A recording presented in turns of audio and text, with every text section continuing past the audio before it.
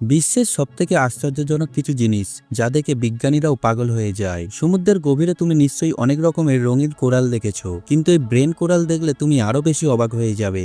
এর আকৃতি একেবারেই মানুষের মস্তিষ্কের মতো এবং সামুদ্রিক জীবনের জন্য খুবই গুরুত্বপূর্ণ বলে বিবেচিত হয়। সবচেয়ে মজার ব্যাপার হলো এই ব্রেন কোরাল শুধুমাত্র চেহারাতেই অনন্য নয়, এটি সমুদ্রের জল পরিষ্কার করতেও সাহায্য করে।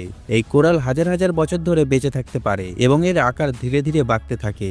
এটা দেখতে হলে তোমাকে স্কুবা ডাইভিং করতে হবে এবং বিশ্বাস করো, এটা দেখে তোমার মন খুশি হয়ে যাবে। হাওয়াইতে পাওয়া রেনবো ইউক্যালিপটাস গাছটিকে দেখে মনে হবে যেন কোনো চিত্রশিল্পী একে বিভিন্ন রং দিয়ে এঁকেছে। এই গাছের বিশেষত্ব হলো এর কাণ্ড, যা সময়ের সাথে সাথে রং বদলায়। প্রথমে সবুজ, তারপর নীল, বেগুনি, কমলা ও লাল ডোরা ফুটে থাকে।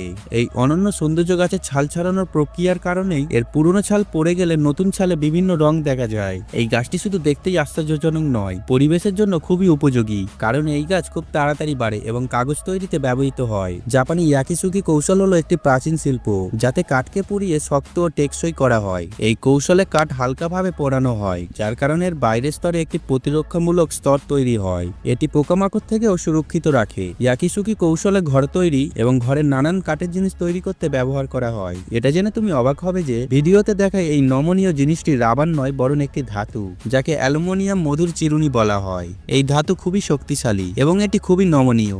এটি রাবারের মতো হালকার কারণে এটি পুতুল তৈরি থেকে শুরু করে মহাকাশ যান পর্যন্ত সবকিছুতেই ব্যবহার করা হয়। এই ধাতুটি আজকাল অনেক কিছুতেই ব্যবহৃত হচ্ছে, কারণ এটি খুবই অনন্য।